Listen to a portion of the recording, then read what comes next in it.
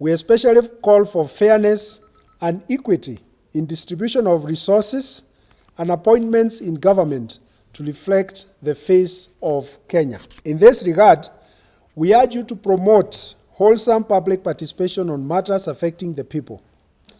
We especially call on your attention the current discourse regarding genetically modified organisms, GMOs, in which Kenyans have expressed different opinions. It will be prudent to avoid appearance of leadership by decree and suspend the importation of GMO food until there is adequate consultations across the country. We recognize that democracy safeguards alternative voices and opinions, and we urge you to remain vigilant, visible, and vocal so as to provide checks and balances to the government. As the people of Kenya, we encourage you to progress the culture of peace and national cohesion, protecting the equality of all Kenyans before the law. We urge you to rise above the fray, to be the father of the nation and the symbol of national unity. The position of the National Council of Churches is that we have observed what the Parliament did. We have also observed the action of the President on that resolution of Parliament.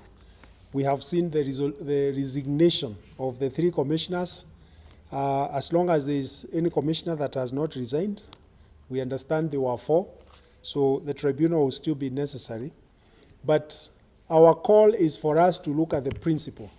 We want to make sure that there is independence of the IEBC, and if the tribunal is going to carry out its affairs, if there is still a commissioner who has not resigned, they have to do it above board, show fairness and justice for all Kenyans to be satisfied with the outcome of the process. Kenya is a democratic country, and in a democratic country, people will not always have the same opinion. We have appreciated the former Prime Minister, Raila Amolo Odinga, on the way he engaged on the election and the way he was able to lead the people who voted for him so that Kenya came out of that election with a peaceful outcome. We agree, and we have agreed here, that the opposition in this country is needed. We have a lot of faith in the leadership of the people who are in the opposition and the minority leaders in Parliament. And therefore, what we have said is that we recognize that the democracy must have safeguards. Safeguards of forbearance on the part of the government and safeguards of tolerance on the part of the opposition. And the opposition must be strong, must be vigilant, must be visible, and must be vocal. So the meeting yesterday is in order.